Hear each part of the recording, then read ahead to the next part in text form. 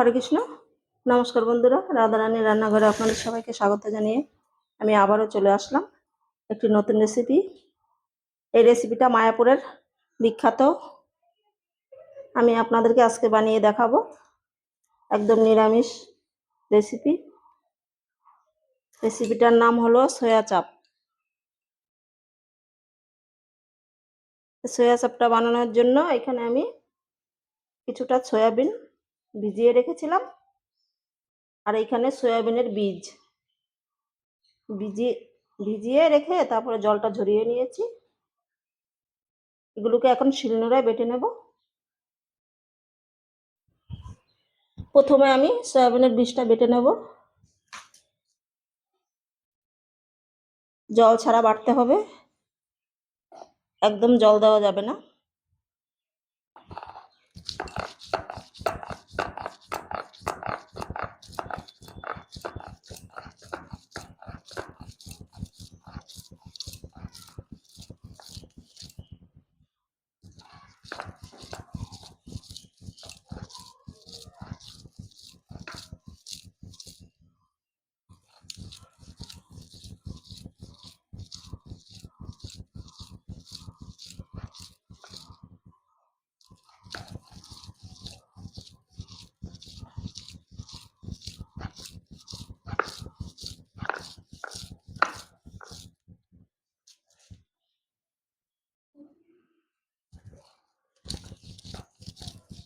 সয়াবিনের বীজগুলো বাটা হয়ে গেছে, আমি জল ছাড়া বেটেছি।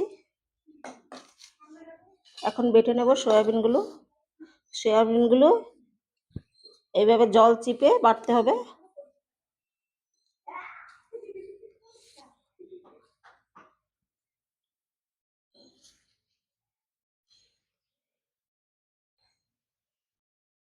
এইগুলোকেও আমি একইভাবে বেটে নিচ্ছি।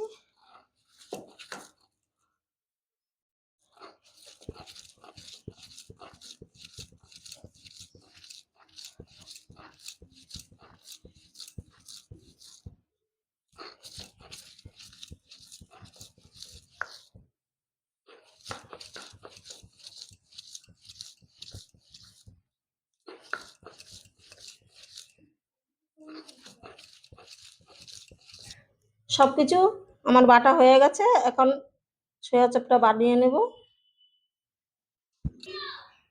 এগুলোর সঙ্গে এখন দিয়ে দেবো লবণ, আর একটু কাঁচা লঙ্কা বেটে রেখেছিলাম দিয়ে দিচ্ছি, আর 2 চামচের মতন ময়দা দিয়ে দেবো।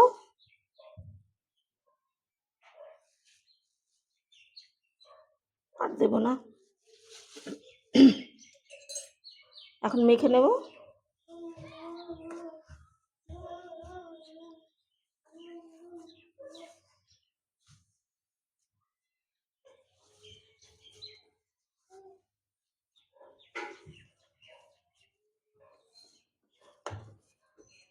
সব কিছু মিশিয়ে মাখা হয়ে গেল। এখন আমি শেপটা দিয়ে নেব। এই সয়াবিনের মাখাটা এখন 2 ভাগ করে নেব। 1 ভাগ নিয়ে নিলাম।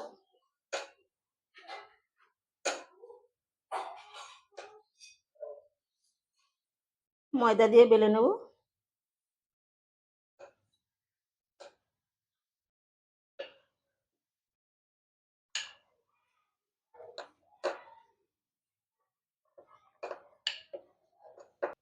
বেলে নিয়েছি, ছুরি দিয়ে কেটে নেব।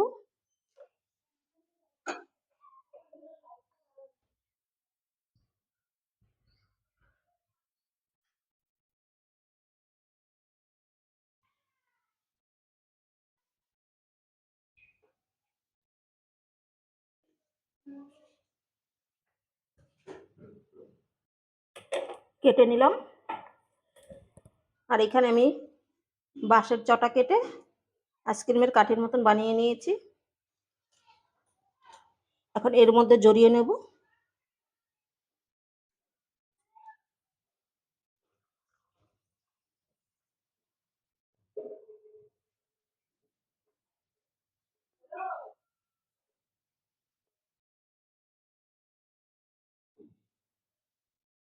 আরেকটা নিয়ে যেখান থেকে শেষ হয়েছে সেইখানে আবার জুড়ে দেব।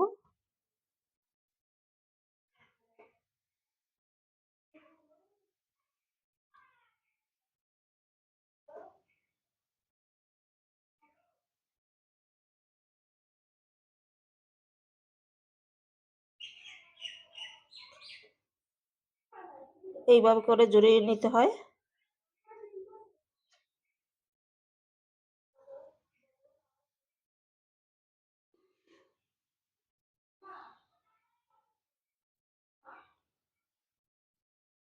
আমি আর দেব না, জড়িয়ে নিয়েছি, একটা হয়ে গেল, আর একটা দেখিয়ে দিচ্ছি।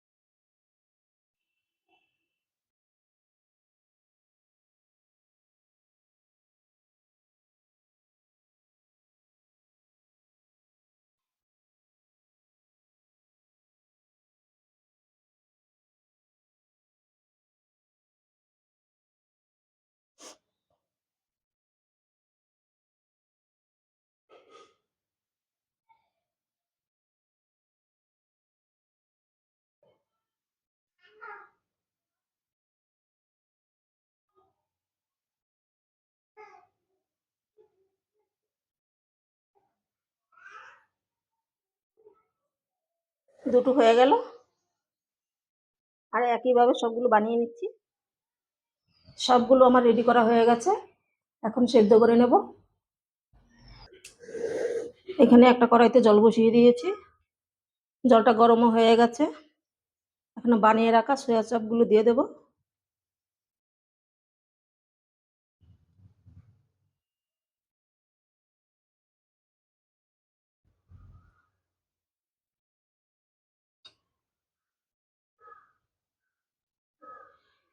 এখন কিন্তু এগুলোকে নাড়া যাবে না, এগুলো একটু সেদ্ধ হলেই দেখবেন উপরে ভেসে উঠবে। 3 মিনিট ফুটিয়ে নিয়েছি, দেখুন উপরে ভেসে উঠেছে। এখন নামিয়ে নেব।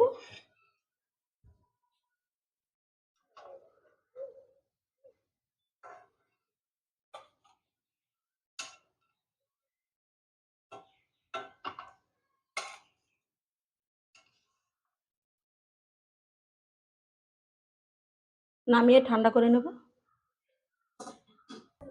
ঠান্ডা হয়ে গেছে, এখন আমি খুলে নেব। এই দেখুন খুলে যাচ্ছে, কত সুন্দর।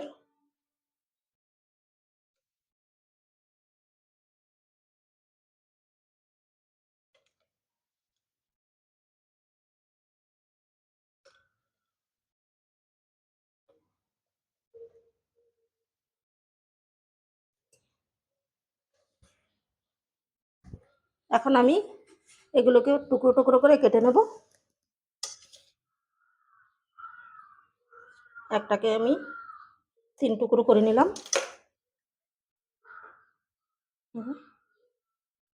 সবগুলো একইভাবে কেটে নিচ্ছি। সবগুলো আমার কাটা হয়ে গেল। এটাকে সাইডে রেখে আমি একটা মশলা তৈরি করে নেব। একটা বাটি নিয়েছি, ঝাল লঙ্কার গুঁড়ো দিয়ে দেব, আর একটু কাশ্মীরি লঙ্কা গুঁড়ো একটু দিয়ে দিচ্ছি, জিরে গুঁড়ো, আর একটু দিয়ে দিচ্ছি ধনে গুঁড়ো।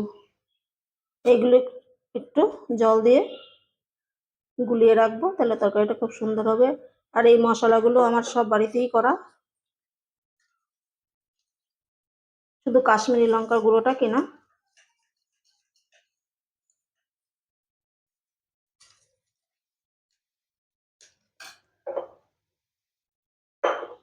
মশলাটা রেডি হয়ে গেল। চলুন তাহলে রান্নাটা করে নিই। রান্নাটা করার জন্য আমি একটা কড়াই বসিয়ে তেলটা গরম করে নিয়েছি। একটু হলুদ গুঁড়ো দিয়ে দেবো।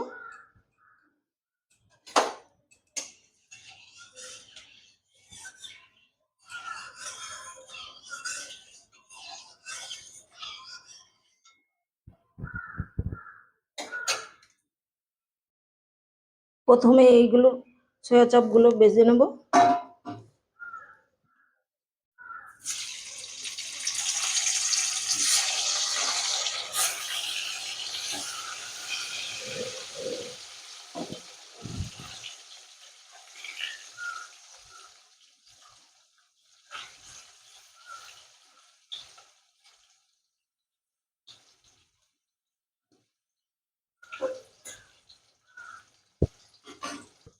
এক পিঠ একটু ভাজা হয়ে গেলে তারপর উল্টে দিচ্ছি। এক পিঠ হয়ে গেছে, এখন উল্টে দেবো।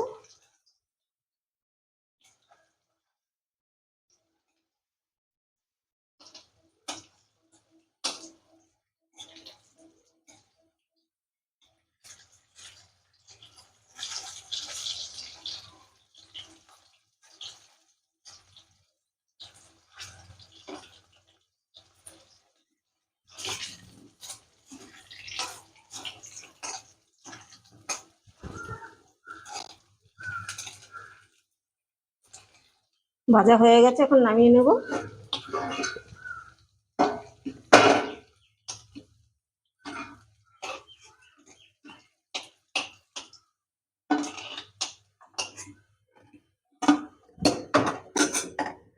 বাকিগুলো একইভাবে ভেজে নিচ্ছি।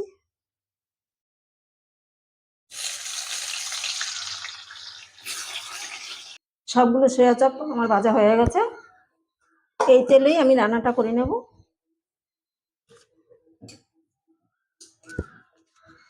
দিয়ে দেবো তেজপাতা,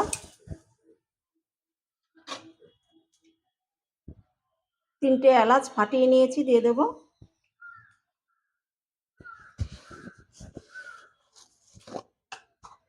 জিরে দিয়ে দিচ্ছি।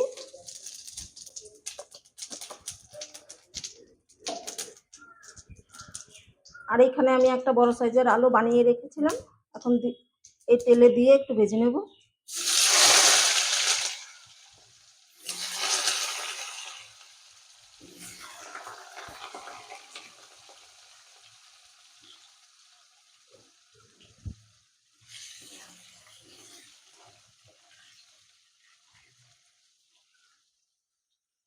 আমি একেবারেই ফোড়নটা দিয়ে দিয়েছি, আপনারা চাইলে আগে আলুটা ভেজে নিতে পারেন। আলুটা ভাজা হয়ে গেছে।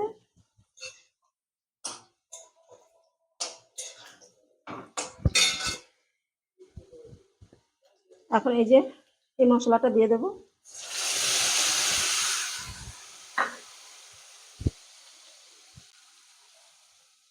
হলুদ গুঁড়ো দিয়ে দিচ্ছি, পরিমাণ মতন লবণ দিয়ে দিচ্ছি।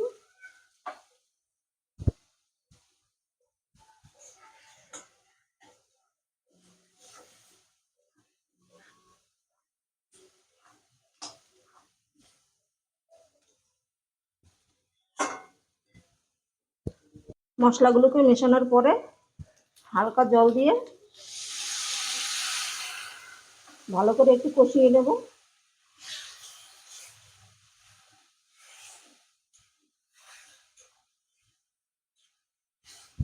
আমি 4-5 মিনিট একটু ভালো করে কষিয়ে নিয়েছি।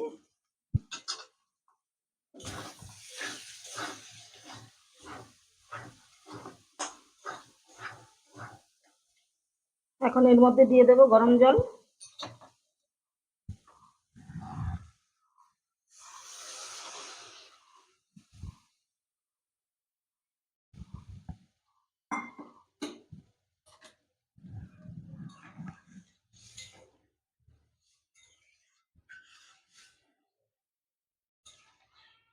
কিছুক্ষণ জাল দিয়ে ফুটিয়ে নেব।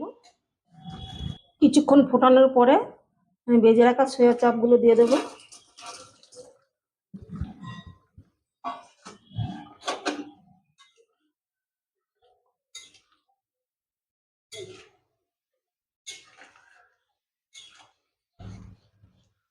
আমি আরো কিছুক্ষণ রান্নাটা করে নেব, যতক্ষণ আলুটা সেদ্ধ না হয়। কিছুক্ষণ রান্না করার পরে এই দেখুন আলুটা সেদ্ধ হয়ে গেছে।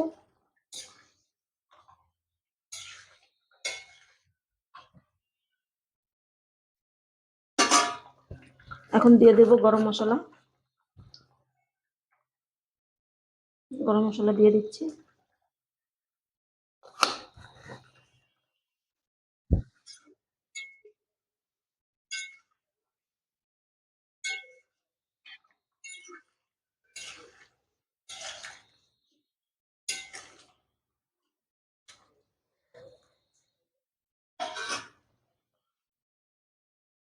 রান্নাটা হয়ে গেছে, এখন নামিয়ে নেব। তরকারিটা আমি একটা পাত্রে ঢেলে নিয়েছি। আর কত সুন্দর লাগছে দেখুন। এইভাবে করে আপনারাও বাড়িতে বানাবেন আর আমাকে কমেন্টে জানাবেন কেমন হয়েছে। ভালো লাগলে রাধারানীর চ্যানেলটিকে সাবস্ক্রাইব করে পাশে থাকবেন। দেখা হবে অন্য কোনো নতুন ভিডিওতে।